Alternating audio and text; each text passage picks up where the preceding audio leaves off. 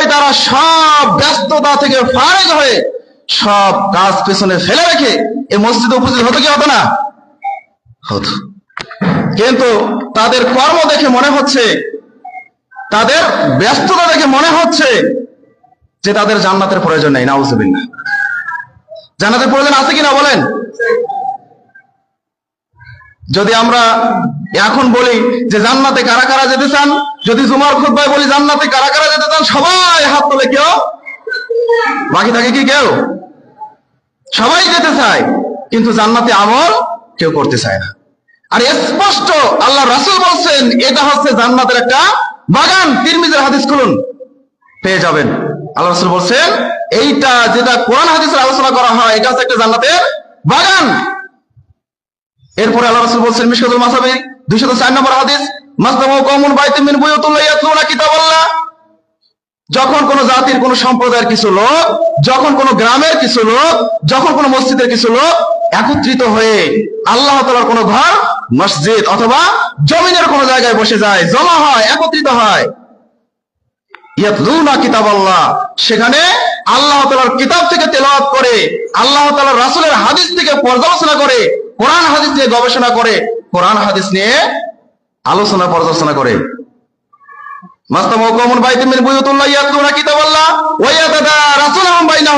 ওই জায়গায় আল্লাহ তাআলার প্রশান্তি নাযিল হয়, বলেন সুবহানাল্লাহ। এখানে যারা বসে আছে তাদের অন্তরে আল্লাহ তাআলা প্রশান্তি নাযিল করেন, এটা আল্লাহ তাআলার ঘোষণা। অথচ এই প্রশান্তিময় জায়গা বাদ দিয়ে আমরা অনেকে বাজারে, অনেকে বাড়িতে অযথা বসে আছি, আছে কি না? অনেক লোক বাড়িতে বসে আছে কিন্তু এই আলোচনায় আসতেছে। অথচ আল্লাহ রাসূল বলছেন যে এইখানে আল্লাহ তাআলার কি হয়? প্রশান্তি নাযিল হয়। ওয়া গাশিয়াতুমুর রাহমা, এই জায়গায় আল্লাহ তাআলার রহমত বর্ষণ হয়, বলেন সুবহানাল্লাহ। ওয়া হাফাতুমুল মালায়েকা, এই হাদিসের মধ্যে বলা হলো এর চতুর্দিকে ফেরেশতারা ঘিরে ধরে থাকে, বলেন সুবহানাল্লাহ। তাহলে আদম সন্তান এই বৈঠককে, এই মাজলিসকে মূল্যায়ন না করলেও কারা মূল্যায়ন করে? বলেন, কারা মূল্যায়ন করে?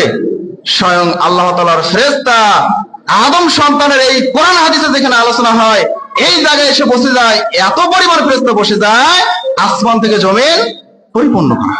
সুবহানাল্লাহি ওয়া বিহামদিহি।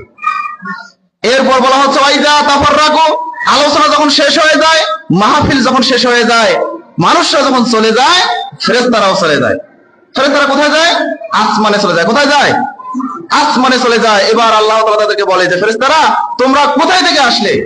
ফেরেশতারা বলে আল্লাহ আমরা আজকে এই শিমুলিয়া পাড়া জামে মসজিদে একটা হালাকা হয়েছিল, একটা ওয়াজ মাহফিলের ব্যবস্থা করা হয়েছিল, একটা ইফতারি মাহফিলের ব্যবস্থা করা হয়েছিল, আল্লাহ এখানে আমরা অবস্থান করেছিলাম, কোরআন হাদিসের আলোচনা শুনেছি, শোনার পর এখন আমরা ফিরে আসলাম।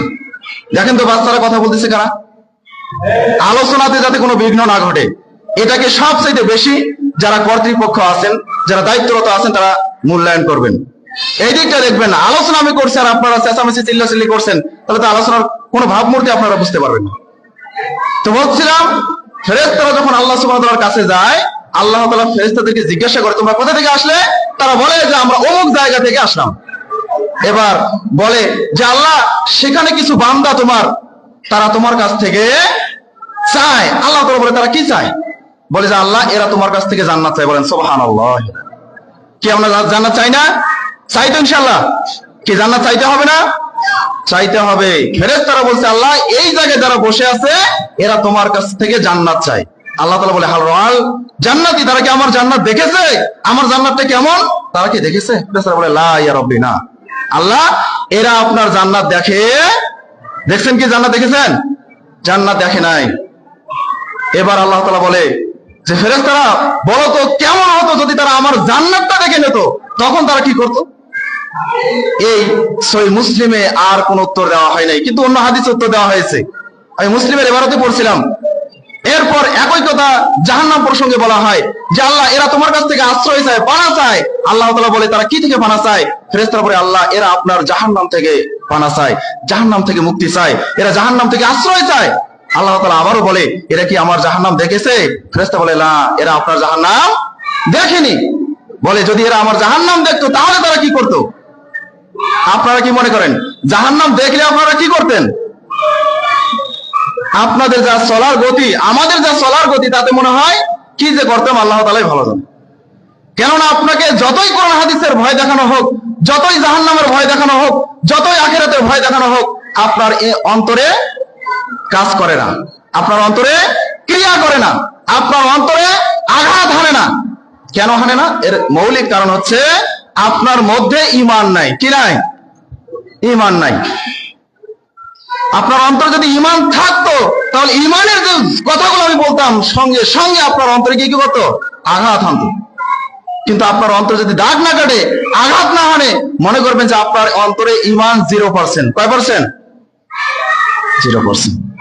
এই জন্য তো আল্লাহ রাসূল বললেন, মান সামা রমাদানা ঈমানান ওয়া ইহতিসাবান গুফিরা লাহু মা তাকাদ্দামা মিন জামবিহি। বলেন সুবহানাল্লাহ।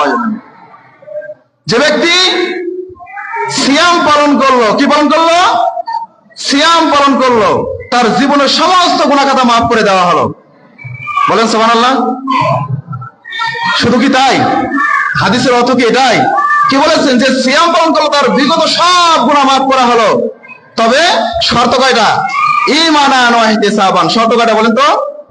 ঈমান থাকতে হবে, সওয়াবের নেকির আশা করতে হবে। আজকে আপনার আমার অধিকাংশ মানুষের ঈমান নেই। এটা যেদিন নাওয়াকিদুল ঈমান, ঈমান ভঙ্গের কারণ একটা বই রয়েছে, এই বইটা যেদিন পড়বেন, এই বইটা থেকে যেদিন আলোচনা শুনবেন, সেদিন বুঝতে পারবেন যে আপনার অন্তরে 0% ঈমান আছে কিনা সন্দেহ। যদি ঈমান থাকতো, প্রত্যেকটা কোরআন হাদিসের কথা আপনার অন্তরে ক্রিয়া করত, অন্তরে আঘাত হানতো। আঘাত হানে না, এর মানে আপনার অন্তরে ঈমান নেই। সবাই তো উপস্থিতি, এই বইয়ের মধ্যে বলা হয়েছে প্রথম পয়েন্ট যে এর আগে আলোচনা হয়েছে শিরক। পৃথিবীর মধ্যে সবচেয়ে বড় পাপ কি? বড় অপরাধ শিরক। আল্লাহ রাসূলকে একজন সাহাবী জিজ্ঞাসা করতেছে, আনিল কাবায়েরি, আল্লাহ রাসূল কাবিরা গুনাহ কি? আল্লাহ রাসূল বলেন, আল ইশরাকু বিল্লাহ। এক নম্বর হচ্ছে আল্লাহর সাথে শরীক করা। ওয়া হুকুকুল ওয়ালিদাইনি ওয়া কাতলুন নাফস ওয়া শাহাদাতুজ জুর। কাবিরা গুনাহ সিরিয়াল তিনি দিলেন, তার প্রথম সিরিয়াল দিলেন শিরক করা। আর শিরক যখন কোনো ব্যক্তি করে, আল্লাহ তাআলার সাথে যখন কোনো মানুষকে, কোনো গাছকে, কোনো পাথরকে, কোনো খাম্বাকে, কোনো মূর্তিকে সমপর্যায়ে বানিয়ে দেয়, সে শিরক করে। কি করে? সে মুশরিক। আজকে আমাদের দেশে নামধারী মুসলিম আছে না, খাম্বা পূজা করে। কি করে? খাম্বায় গিয়ে ফুল দেয়।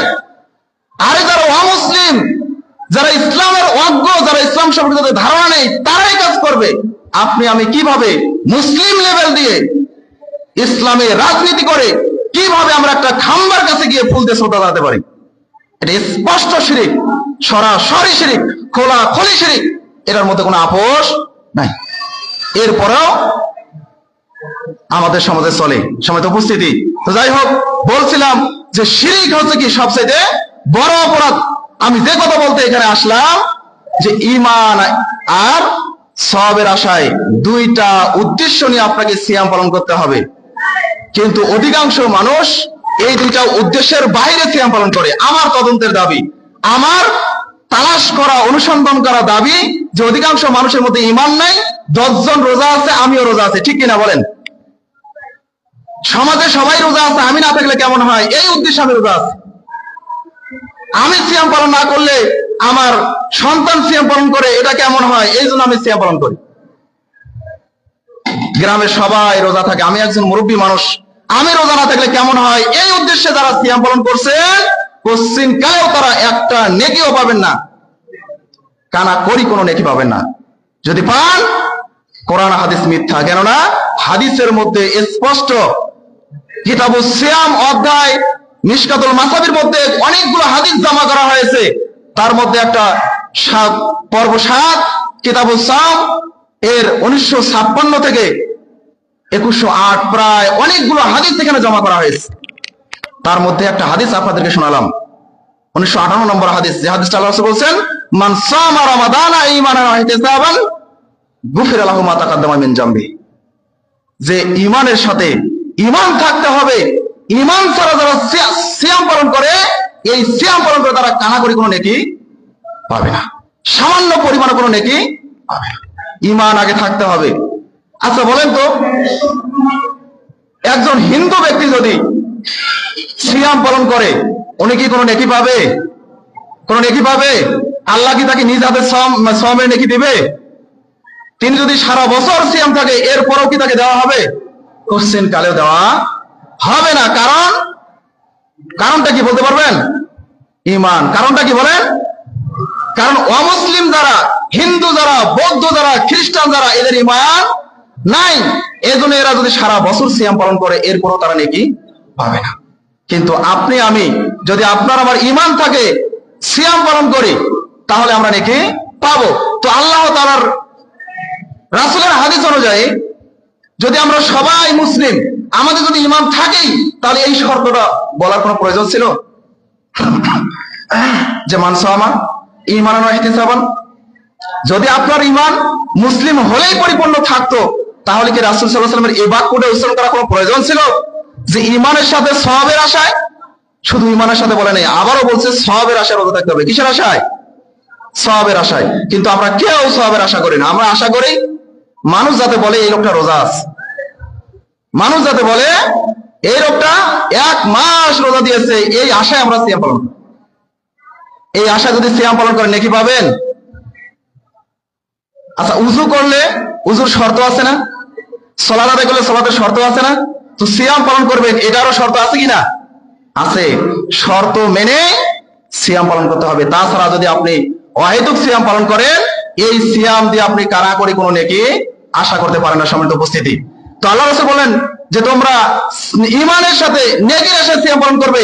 এরপর বলেন যারা রমাদান মাসে রাতের বেলা তারাবির সালাত আদায় করবে, তারাবির সালাত যারা আদায় করবে, একই শর্ত, ঈমানের সাথে সওয়াবের আশায় যদি তারা আদায় করে, তাহলে তার জীবনের সমস্ত গুনাহ মাফ করে দেবেন। হ্যাঁ, আমরা অনেকেই তারাবির সালাত আদায় করি, অনেকেই সালাত আদায় করি।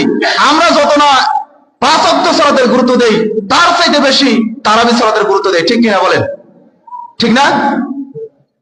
আর সারা জীবন সালাতের কোনো খোঁজ খবর নাই, অথচ তারাবি সালাত আদায় করার জন্য উঠে পড়ে মসজিদের কমিটি তারাবি সালাত কয়টা আদায় করা হবে, কিভাবে লোকজনকে জমা করা যায়, বিভিন্ন চিন্তা চেতনা নিয়ে তারা কাজ করে। কিন্তু এই মসজিদের হাজার হাজার মুসল্লি নামাজ পড়ে না, এই নিয়ে কোনোদিন তারা চিন্তা করে না। আচ্ছা, তারাবি সালাত সুন্নত, ফরজ, নফল, ওয়াজিব কোনটা কে বলতে পারবেন? আচ্ছা, সুন্নাত বা নফল এটার মধ্যে কোনো পার্থক্য আছে কি? সাহাবায়ে কেরামের জামানায় একটাই ছিল হচ্ছে ফরজ, আল্লাহ রাসূলের জামানায় একটাই ছিল ফরজ, বাকি সব অতিরিক্ত নফল। বাকি সব কি? এরপরে মানুষদেরকে বোঝানোর জন্য ফুকাহায়ে কেরাম যারা, এরা গুরুত্ব সহিত বুঝিয়েছেন এটা সুন্নত, এটা নফল, এটা ওয়াজিব, এটা মুস্তাহাব। বিভিন্ন ভাষা তারা পরিভাষা প্রয়োগ করতে, হ্যাঁ এটা ভালো। কিন্তু এই যে কিয়ামে রমাদান, এই সুন্নত ধরেন, আপনারা বলেন সুন্নত বা নফল, অতিরিক্ত এই সালাতের জন্য আপনাদের যত পায় তারা, যত কর্মব্যস্ততা থেকে ফারেক হয়, এটার প্রতি যত প্রস্তুতি নেন, 5 ওয়াক্ত সালাতের জন্য তত প্রস্তুতি নেন না। অথচ আপনাদের উচিত কি ছিল? 5 ওয়াক্ত সালাতের হেফাজত করা। কেননা সেই তারগিব ও তারিফের মধ্যে একটা হাদিস এসেছে, মাল্লাম ইউসাল্লি, যে ব্যক্তি সালাত আদায় করে না, ওয়ালা দীনা আলাহু, তার কোনো দিন নাই, তার কোনো ধর্ম নেই, তার ইসলামই নেই। যার ইসলামই নেই, তার সিয়াম পালন করে কোনো লাভ আছে? বলেন, কোনো লাভ হবে? সিয়াম পালন করে কোনো লাভ হবে না। অথচ এই সমাজে, আমাদের সমাজে এখনো হয়তোবা আমার সামনেও রয়েছে কিছু লোক 5 ওয়াক্ত নামাজ পড়ে না কিন্তু সিয়াম পালন করে, আছে কিনা? 5 ওয়াক্ত নামাজ পড়ে না কিন্তু রোজা থাকে। ওই ব্যক্তি তো ঈমানই নেই, ওর তো ধর্মই নেই, ও তো মুসলিমই না। আল্লাহ রাসূল বলছেন, মুসলিম শরীফের 256 নম্বর হাদিস, অসংখ্য হাদিসের কিতাবে হাদিস রয়েছে, ইন্না বাইনা রাজুলি ওয়া বাইনা শিরক ওয়াল কুফরি তারকুস সালাহ, নিশ্চয়ই মুমিন আর কাফের মুশরিকের মধ্যে পার্থক্য কি? সালাত। যে সালাত আদায় করবে সে মুমিন, ঈমানদার, পরহেজগার, মুত্তাকি। আর যে সালাত আদায় করবে না সে কাফের, মুশরিক, ইহুদি, নাসারা, বৌদ্ধ, খ্রিস্টান। অথচ আপনি সালাতের ধার ধারছেন না, অথচ সিয়াম পালন করছেন।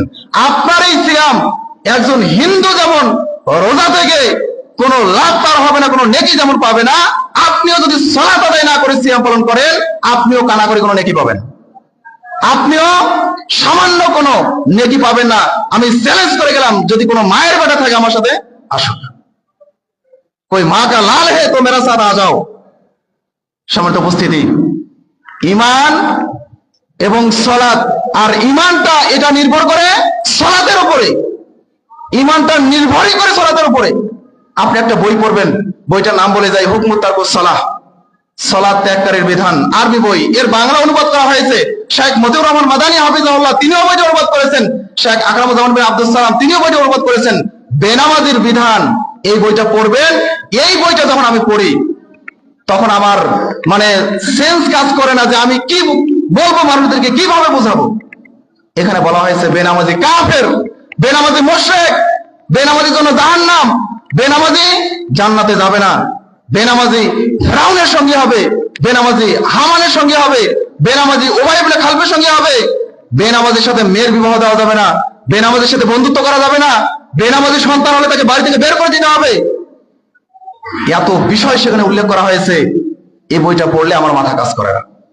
মানে বেনামাজিকে সামাজিক ভাবে বয়কট করতে হবে, তার সাথে চলাফেরা, খাওয়া দাওয়া। হ্যাঁ, গ্রাম্য ভাষায় একটা কথা আমি শুনেছিলাম, অনেক আগে শুনেছিলাম, যারা বেনামাজি, বেনামাজের হাতে রান্না খাবো না। আগের মুরব্বীরা বলতো, কি শুনছিলেন নাকি আপনারা, যে বেনামাজের হাতে রান্না খাওয়া যাবে না, বলছিল না? যদিও কোরআন হাদিসে এরকম কোনো কথা না, কিন্তু আমি কথাটাকে সাপোর্ট করি। যে বেনামাজি, একে বয়কট করার জন্য এভাবে প্রত্যেকটা পদে পদে, প্রত্যেকটা ক্ষেত্রে ক্ষেত্রে তাদেরকে হেনস্থা করা দরকার, তাদেরকে অপমান করা দরকার, তাদেরকে লজ্জাবোধ দেওয়া দরকার। কেননা আল্লাহ রাসূল বলছেন যে যে ব্যক্তির লজ্জা নেই ওই ব্যক্তির ঈমান নাই। আল হায়া মিনাল ঈমান ওয়াল ঈমানু ফিল জান্নাহ। লজ্জাই হচ্ছে ঈমান, ঈমানই হচ্ছে জান্নাত। লজ্জাই হলো ঈমান, ঈমানই হলো জান্নাত। লজ্জাই হলো ঈমান, ঈমানই হলো জান্নাত। যার লজ্জা নাই তার ঈমান নাই, তার জন্য জান্নাতও নাই। কে বলছেন? আল্লাহ রাসূল বলছেন, সেই তারগিব ওয়া তারহিবের হাদিস। এজন্য লজ্জা থাকতে হবে, হায়া থাকতে হবে, ইতস্ত বোধ থাকতে হবে। কিভাবে আপনি কোন বিবেকে এই কথা বলেন যে নামাজ না পড়লে সমস্যা নাই, কিন্তু আমি সিয়াম পালন করতেছি, রোজা তো আছি? এর বিদ্যা তো নাই, আমরা জানি। অধিকাংশ মানুষের বিদ্যা নাই, এটা আমরা জানি। এজন্য কি বিবেকও নাই? বিবেক ও বুদ্ধিও কি বিক্রি করে খেয়েছে নাকি? বিবেক বুদ্ধি, বুদ্ধি দিয়ে কাজ করার চেষ্টা করবেন। শুনুন, কোন আমল না জেনে না বুঝে করা জায়েজ নয়। প্রত্যেকটা আমল জেনে বুঝে করতে হবে। আপনি সিয়াম পালন করতেছেন, এর আগের শর্তটা আপনাকে জানতে হবে। আপনার ঈমানকে বিশুদ্ধ করতে হবে, ঈমান ঠিক রাখতে হবে। ঈমানকে মজবুত করার জন্য আপনাকে সালাত আদায় করতে হবে। সালাতের বিকল্প কোনো রাস্তা পৃথিবীতে নেই। সালাতের বিকল্প কোনো রাস্তা পৃথিবীতে নাই, খুঁজে পাবেন না। তো যাই হোক, যেহেতু আমার আলোচনা হচ্ছে সিয়ামের উপরে, সেজন্য আমি এদিকে যাচ্ছি না। যে সিয়াম হচ্ছে খুবই গুরুত্বপূর্ণ একটা ইবাদত। আমরা ইতিপূর্বে শুনলাম, যারা সিয়াম পালন করে এদের পুরস্কার স্বয়ং আল্লাহ তাআলা দিবেন। কে দেবেন? স্বয়ং আল্লাহ তাআলা দিবেন। সিয়ামের অনেক মর্যাদার কথা আমরা শুনলাম। এই সিয়ামের মর্যাদা যেমন আপনারা শুনেছেন, তেমন আপনাকে পালন করতে হবে। আমি সিয়াম সম্পর্কে যে আয়াতটা বলেছি, এটা হচ্ছে কোরআন কারীমের সূরা বাকারা 183 নম্বর হাদিস। আল্লাহ রাসূল কি বলছেন? ইয়া আইয়ুহাল্লাযিনা আমানু, যারা ঈমানদার এদেরকে ডেকে বলেছেন। আল্লাহ তাআলা প্রায় অনেক আয়াতে ইয়া আইয়ুহান নাস বলেছেন। কি বলেছেন? হে মানুষ সকল। কিন্তু এই আয়াতে কি বলেছেন? ইয়া আইয়ুহাল্লাযিনা আমানু, ও হে যারা তোমরা ঈমানদার, যারা ঈমান নিয়ে এসেছো, যাদের ঈমান আছে, এদেরকে ডেকে বলেছেন। যাদের ঈমান নাই, যারা সালাত আদায় করে না, এদের কিন্তু ঈমান নেই। যতই সে নিজেকে মুসলিম দাবি করুক, সে মুসলিম নয়। যদি কোনোদিন সুযোগ পাই, যেদিন হুকমুত তারকুস সালাহ এই বিষয়ে আলোচনা করব, সেই দিন আপনাদেরকে পূর্ণ বোঝানোর চেষ্টা করবো ইনশাআল্লাহুল আজিজ। তো আল্লাহ রাব্বুল আলামিন বলছেন, ইয়া আইয়ুহাল্লাযিনা আমানু কুতিবা আলাইকুমুস সিয়াম, ও হে ঈমানদারগণ, তোমাদের উপরে সিয়াম ফরজ করা হয়েছে, যেমন তোমাদের পূর্ববর্তী উম্মত যারা ছিল, যারা ঈসা আলাইহিস সালামের উম্মত ছিল, যারা মূসা আলাইহিস সালামের উম্মত ছিল, যারা ইব্রাহিম আলাইহিস সালামের উম্মত ছিল, যারা দাউদ আলাইহিস সালামের উম্মত ছিল, প্রত্যেকের উপরে সিয়াম কি ছিল? ফরজ ছিল। তবে তাদের পদ্ধতিটা ভিন্ন ছিল, তাদের এরকম এক মাস সিয়াম ফরজ ছিল না। যেমন দাউদ আলাইহিস সালাম একদিন পর একদিন সিয়াম পালন করতেন। এভাবে প্রায় নবীর উম্মতের জন্য সিয়াম ছিল। মূসা আলাইহিস সালাম 10 আশুরা, যেটা আমরা আশুরা সিয়াম পালন করি, এটা তার উম্মতরা পালন করত। তো বিভিন্ন নবী তার উম্মতরা সিয়াম পালন করতে, এই কথা আল্লাহ তাআলা কোরআনে বলছেন, কুতিবা আলাইকুমুস সিয়াম, তোমাদের উপর সিয়াম ফরজ করা হয়েছে, কামা কুতিবা আলাল্লাযিনা মিন ক্বাবলিকুম, যেমন ভাবে তোমাদের পূর্ববর্তী যারা উম্মত ছিল তাদের উপরেও ফরজ করা ছিল, লাআল্লাকুম তাত্তাকুন, যাতে তোমরা মুত্তাকি হতে পারো, যাতে তোমরা পরহেজগার হতে পারো, যাতে তোমরা আল্লাহভীরু হতে পারো, যাতে তোমাদের তাকওয়া বৃদ্ধি পায়, যাতে তোমাদের মধ্যে আল্লাহর ভয় সঞ্চার হয়। তাহলে এই আয়াত থেকে আমরা বুঝতে পারলাম যে সিয়াম আল্লাহ রাব্বুল আলামিন এই কারণেই দিয়েছেন যাতে আমাদের মধ্যে কি সৃষ্টি হয়, আল্লাহ তাআলার ভয় সৃষ্টি হয়, যাতে আমরা মুত্তাকি হতে পারি, যাতে আমরা পরহেজগার হতে পারি, যাতে আমরা আল্লাহকে ভয় করে যাবতীয় গুনাহ থেকে, পাপ থেকে, হারাম থেকে, অশ্লীলতা থেকে বিরত থাকতে পারি। কিন্তু এটা কি আমরা পারি? দেখি পারেন আপনারা হারাম থেকে বিরত থাকতে পারেন? দেখেন হাদিস মিশকাতুল মাসাবি আল্লাহ রাসূল বলেন মান লাম ইয়াদা কাওলা যুরি ওয়াল আমাল বিহি ফালাইসা লিল্লাহ। যে ব্যক্তি সিয়াম থেকে মিথ্যা কথা, মিথ্যা কাজ, অহেতুক কথাবার্তা, অহেতুক কাজকর্ম, ফাহিশা কথাবার্তা, ফাহিশা কাজকর্ম ছাড়তে পারলো না, তার সিয়াম থাকাই বাকি, না থাকাই বাকি, উভয়ই সমান।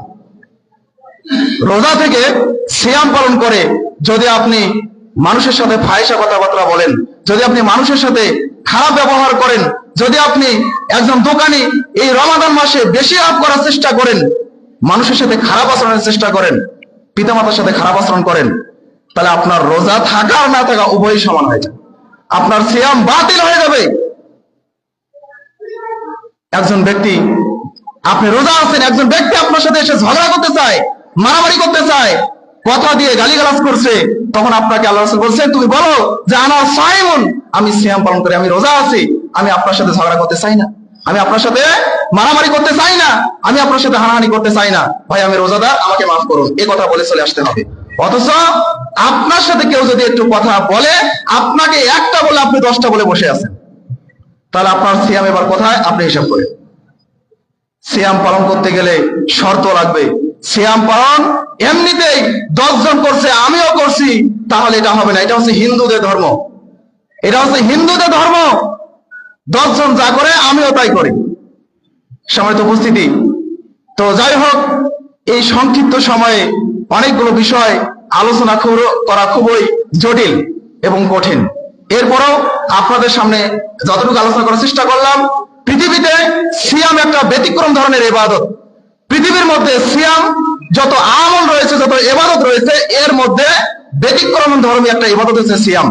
সিয়ামের মাধ্যমে আল্লাহ যত খুশি হয়, সিয়ামের মাধ্যমে আল্লাহ তাআলা যত সন্তুষ্ট হয়, অন্য কোন ইবাদতের মাধ্যমে আল্লাহ তাআলা তত সন্তুষ্ট হয় না। এই জন্য একজন সাহাবী এসে বলতেছে ইয়া রাসূলুল্লাহ আমাকে একটা আমলের কথা বলুন।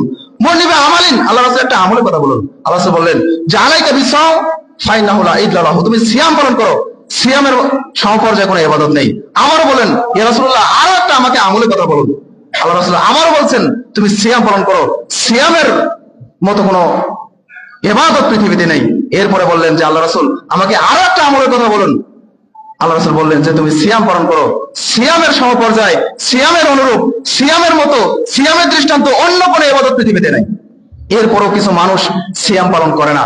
এরপরেও রমাদান মাসে দোকানে বিক্রি হয়, রমজান মাসে দোকানে পর্দা লাগানো হয়, মহিলারা যেমন পর্দা করে, কিছু বেনামাজি, কিছু বেরোজাদার ব্যক্তির জন্য দোকানে পর্দা করা হয়, যাতে মহিলা মানুষ খাওয়ার সময় কোন পরপুরুষ বেগরা নারী যাতে দেখতে না পারে।